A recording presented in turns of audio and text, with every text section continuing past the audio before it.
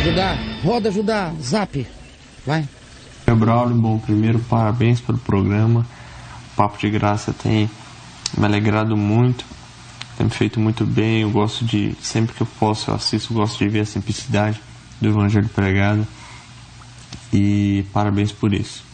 Bom, Caio, a minha pergunta é a seguinte: sabendo que Jesus trouxe muitas informações novas, né, e batendo até de frente com as tradições judaicas, batendo de frente com os judeus, com os fariseus, e até sendo odiado por eles por causa disso, eu queria saber, não é uma incoerência, né, Jesus ter que trazer informações, Jesus ter que ensinar de novo aquilo que já deveria ser ensinado, já que Deus é imutável, não muda?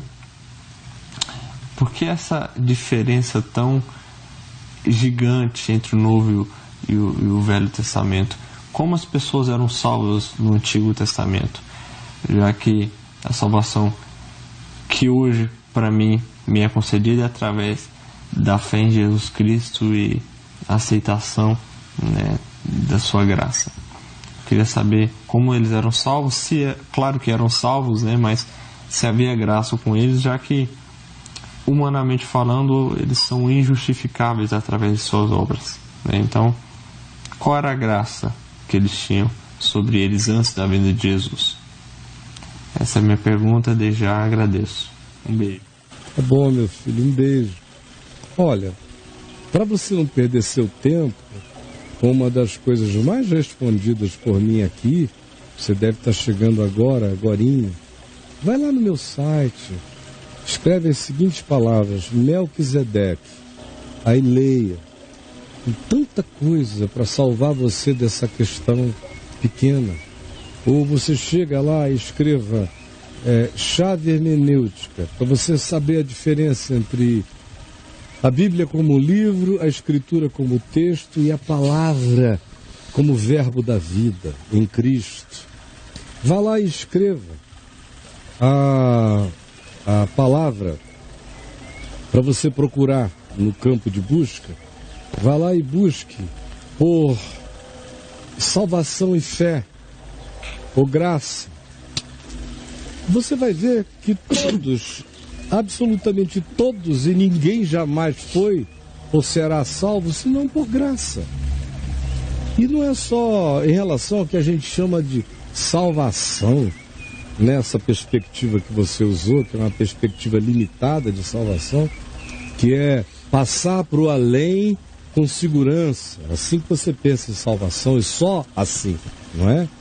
Isso é uma dimensão da salvação, está longe de ser a integralidade da salvação. Pois bem, todo mundo é salvo pela graça e tudo existe por causa de graça. O que você acha que existe sem ser por causa de graça? O átomo. O átomo tem mérito para existir? Fóton, elétron, matéria subatômica, hein? Ou a matéria atômica maior, verificável aos sentidos, teve mérito para ser chamado à existência? Os anjos deram alguma ideia, dizendo: Senhor, nos crie, será uma boa nos criar. Anjo foi chamado pela palavra da graça a existir. Todas as criaturas universais, tanto quanto todas as energias, todas as matérias, tudo que constitui em qualquer dimensão do universo ou dos multiversos, qualquer que seja a expressão de existência, foi chamado pela graça, pela palavra livre do seu poder. O nihilo, o nada, não tinha mérito para virar algo.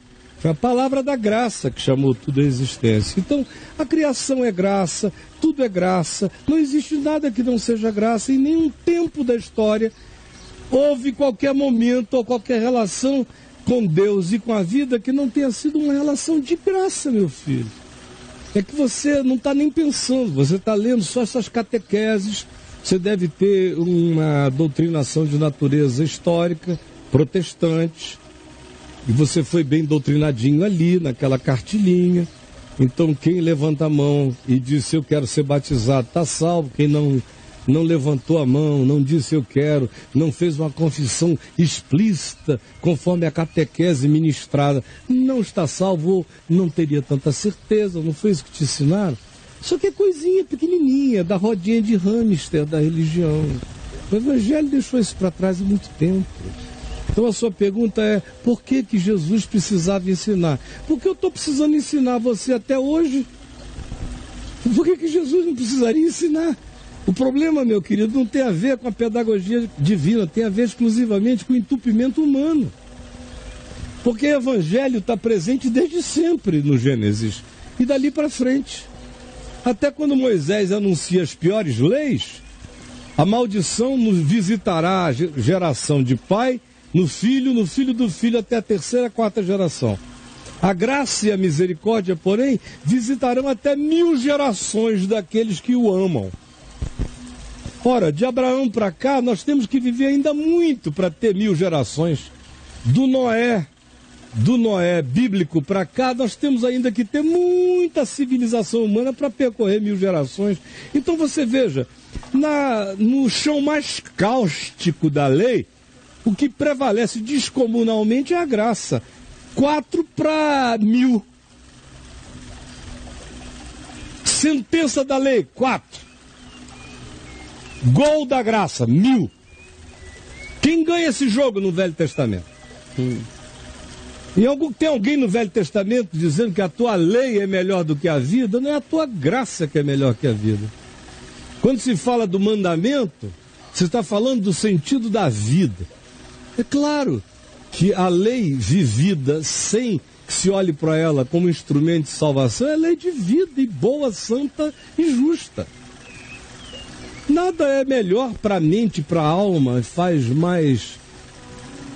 realiza mais bem-aventurança para o ser do que não ter deuses, não ter idolatrias, não ser escravizado a nenhuma forma de fixação terrena ou histórica ou transhistórica.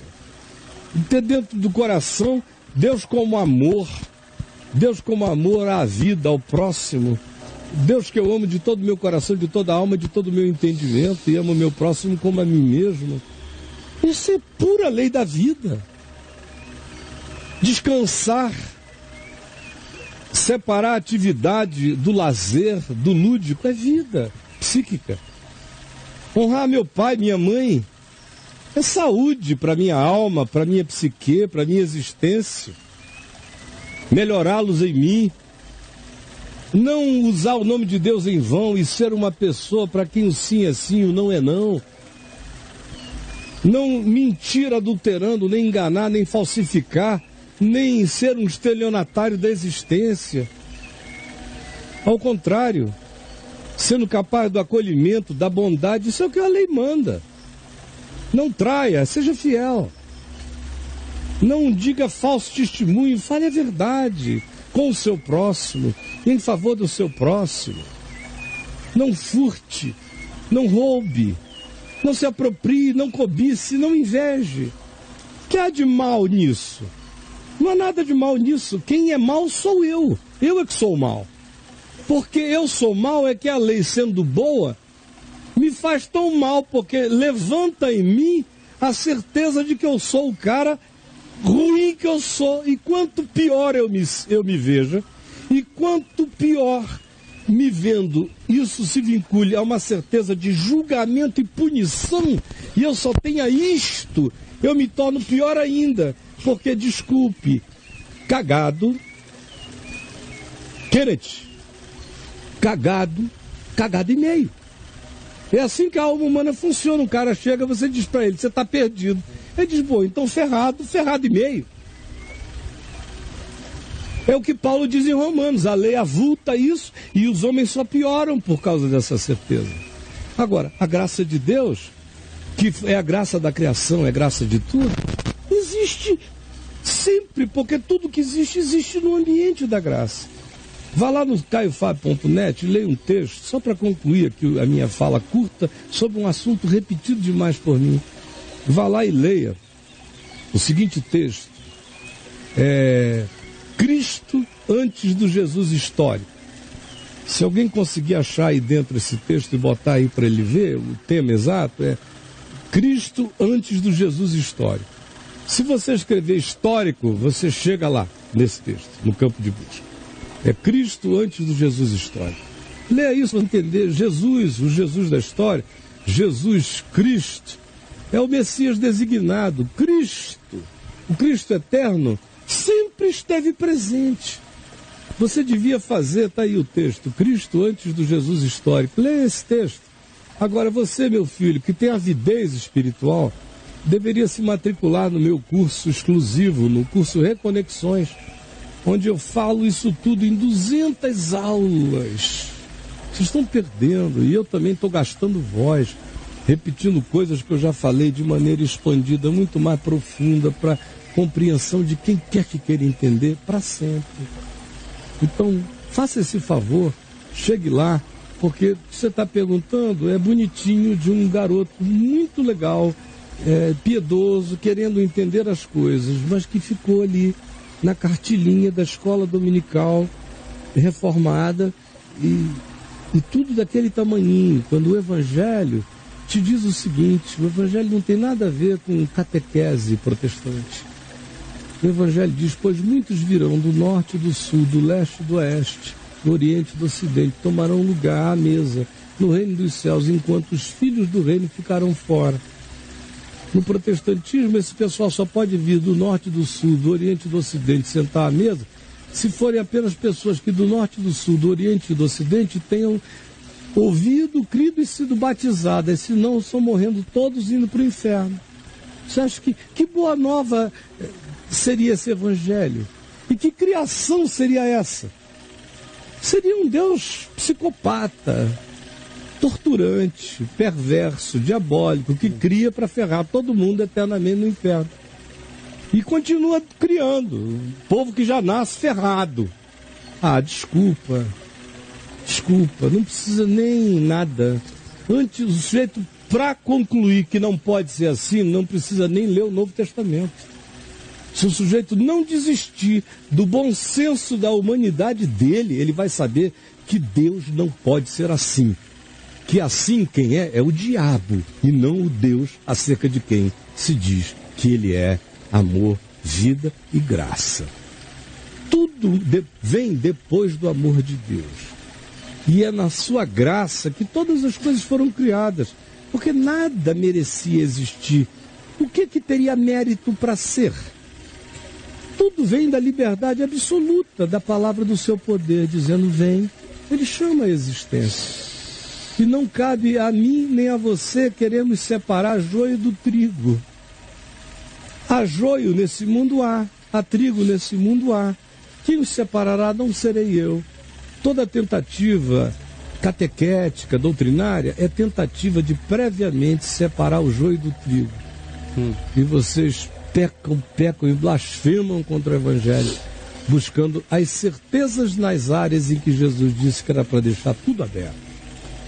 E ao invés de abraçar as certezas na área em que Jesus disse que a gente tinha que estar fechado, sem largar nunca, andando em amor, preocupando-se com as coisas que concernem aos humanos. A diferença de comunicação entre o Velho Testamento é a diferença entre a estupidez de um lado e menos estupidez do outro. Agora, a prova de que a estupidez é contínua, que depois de Jesus eu estou tendo que explicar a mesma coisa todo dia. É um problema de comunicação divina? É um porquê para a gente dirigir a Deus? Ou é um porquê para eu dirigir a você? Por que ainda a cabeça de todo mundo é assim? Tem que começar a se enxergar, para começar a entender alguma coisa. Um beijo, meu filho. Deus te abençoe. Vamos lá? Ô Caio, por que Jesus com tanta... O Jesus foi um cara muito curto e grosso. Ele não é um cara subjetivo. Por que os religiosos são tão... Eles não leem o Evangelho de Carreirinho. Jesus é rápido, sim. Braulio, você está lendo aqui o Evangelho de Carreirinho. Sim, também. Claro. Você ainda não tinha lido, provavelmente, o Evangelho todo de Carreirinho. Não. Você vem lendo, assim, pedacinhos. Você vem lendo. Agora você está lendo. De Mateus para cá, só lendo aqui de manhã comigo de Carreirinho. Teu entendimento já não ampliou absurdamente a respeito de um monte de coisas? Mas não leem o Evangelho de Carreirinho.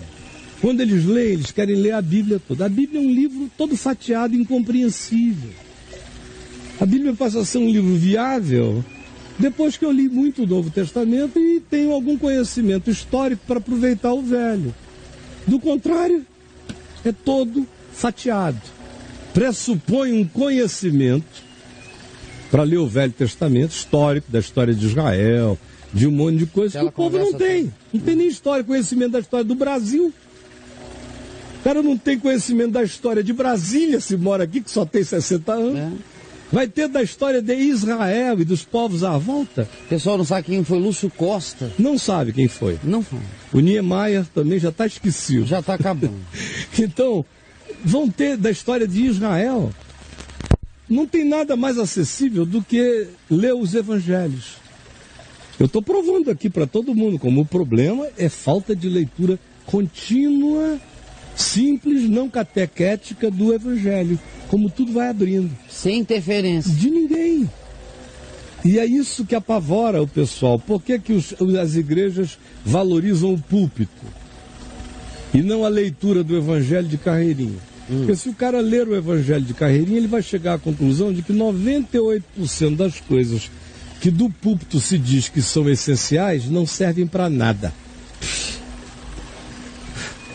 Bom, é só isso. A igreja, gente, não suporta o Novo Testamento. Não suporta o Novo Testamento, não suporta o Evangelho. Primeiro eu tenho que ler os Evangelhos para eu saber quem é Jesus. Depois que eu sei quem é Jesus, aí eu leio Atos dos Apóstolos.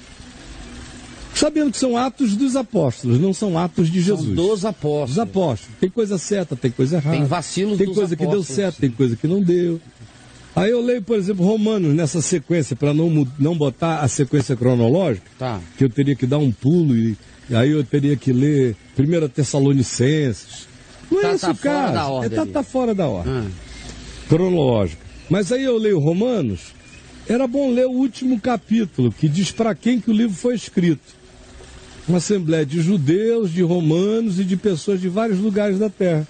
Por isso tem assuntos que são pertinentes aos judeus, aplicados ao contexto dos pagãos, e os pagãos aplicados ao entendimento dos judeus, porque aquela era uma assembleia mista. Agora, você vê Paulo escrevendo ou conversando em Tessalônica, ele ia puxar o assunto de Abraão, por quê? Para quê? Se só tivesse com ele gente grega, ou macedônia. Que não estão nem aí. Ou no Areópago, ele começou dizendo, porque o nosso pai Abraão... Não, né? Não, ele partiu de Epícoro, de Zenão, filosofia estoica, um monte de coisa. Partiu dali, partiu de Epimênides, porque dele também somos geração. Citou um poeta, filósofo grego, construiu tudo o que ele queria dizer sobre Jesus, chegou na ressurreição sem tocar em judaísmo. O judaísmo não tem nada a ver com o evangelho, a não ser que eu seja judeu ou que eu tenha sido impregnado dessa história. Aí começa a se tornar importante para mim.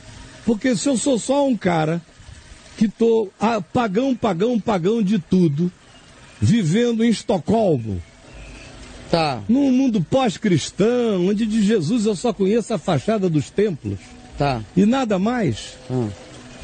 E você vem com esse papo para mim de Abraão, Isaac e Jacó, eu estou pensando que você é um sionista fanático. Eu já vou te tomar por um ser ideologizado. Já vou fechar meu coração porque você tem a me dizer, só porque você veio com um culto ao DNA de Abraão. Olha só o DNA de Abraão, o que está fazendo no mundo? Paulo está cantando mais do que tudo no planeta por causa do DNA de Abraão. É um pinto desgraçado esse de Abraão. A terra foi abençoada, como se disse lá em Gênesis 12, em ti serão benditas todas as famílias da terra. Foi o que se disse a Abraão quando ele saiu de Ur dos Caldeus. Foi dito a ele. Isso está se cumprindo na terra inteira de maneira subjetiva. O planeta Terra seria infinitamente pior se não tivesse havido a chegada do sentimento e da fé de Abraão, que é o Criador de todas as coisas não está disponível aos sentidos. Foi isso no que Abraão creu, que aquele que era aquele em quem todas as coisas tinham sido criadas, que era o Criador de tudo, não estava disponível aos sentidos, a nenhuma materialização tátil. Isso já mudou o planeta.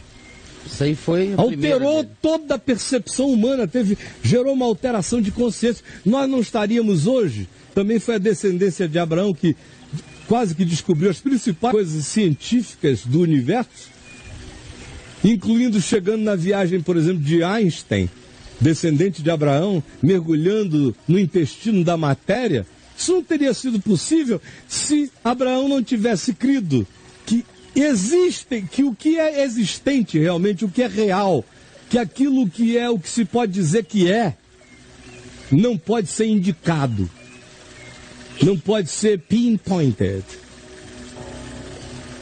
Se existe Deus, ele é não tangível. Então, de Abraão a Einstein... Não teria havido a percepção de Einstein sem essa consciência de 5.000 anos atrás. Plantada não só em Abraão, no coração de vários outros, antes de Abraão também. Mas isso aí continua sendo uma informação plus, do ponto de vista de quem quer... Tudo.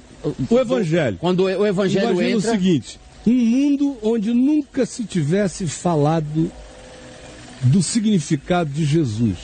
Aí você diz, bom, Caio, mas existe quase metade da humanidade não ouviu essa informação.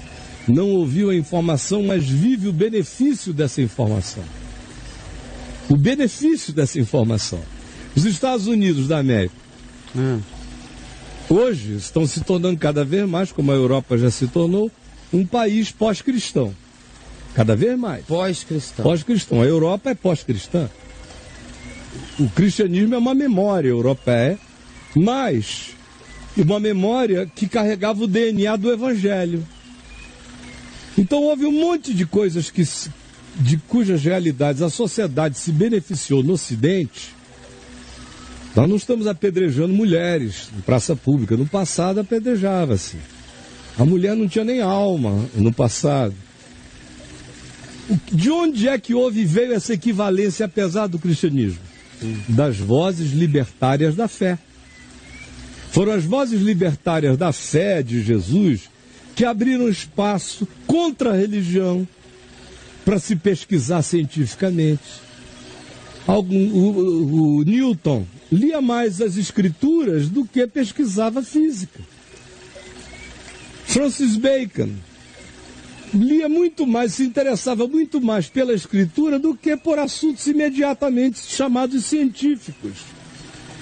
Algumas das principais contribuições, Galileu Galilei, ou indo para as artes, para um Miguel Ângelo, um cara cheio de consciência de fé, do Evangelho. Alguns dos maiores benefícios que a humanidade tem em todas as áreas da ciência, do saber, da medicina, arquitetura, vieram de pessoas cheias da consciência do Evangelho e perseguidas pelo cristianismo. Bom, metade do mundo que não recebeu essa informação experimenta muitos desses benefícios que foram produzidos no ocidente da Terra, que são aproveitados na Terra inteira sem que as pessoas saibam. Como, por exemplo, hoje, nos Estados Unidos e na Europa, que são mundos crescentemente pós-cristãos. Todos os grandes benefícios sociais, direitos humanos e tudo mais que essas civilizações adquiriram nasceram da realidade proposta pelo Evangelho. Não eram empreendimentos religiosos, não foram tratados como princípios religiosos. Alguns foram ateus que não sabiam nem de onde tinham sido tão marcados e por onde tinham sido tão marcados em relação às causas que defendiam. Estavam defendendo causas do Evangelho contra a igreja. E o mundo recebendo esse benefício. Então, nesse sentido, todas as famílias da Terra foram abençoadas e são. Mesmo sem saber, mesmo sem saber. Agora, do ponto de vista objetivo, histórico, mensurável, quantificável, o DNA de Abraão está se fazendo pau cantar na Terra inteira. Judeu, árabe e islâmicos de um lado, judeus do outro, e o cristianismo, que é judaico-cristão, e pagão nas outros sincretismos fazem parte desse DNA histórico da confusão que não cessa. Ô Caio, você falou de Romanos, você falou de Tessalonicenses, né, que Paulo, ele adequava, né, a cultura local, claro, direitinho. Ele diz, faço-me de tudo para com todos para ver se me comunico com alguém, né?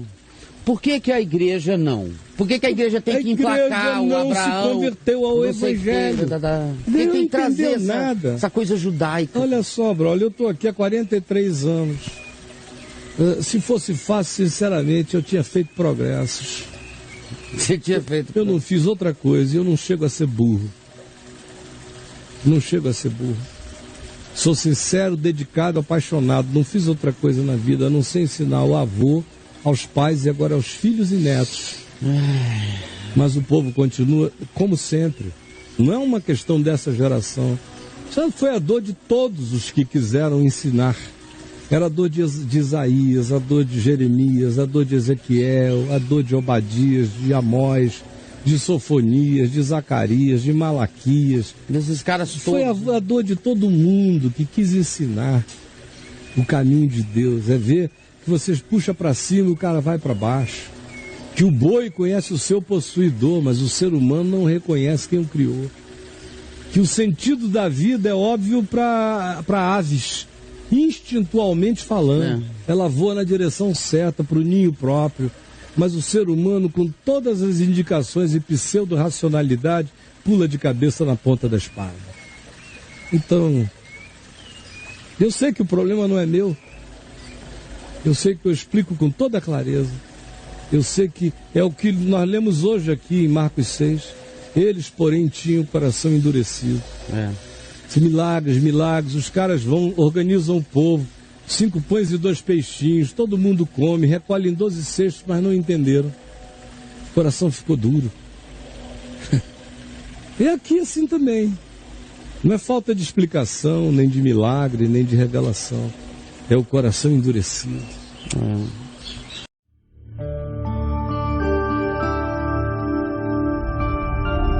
VNVTV, o canal é você.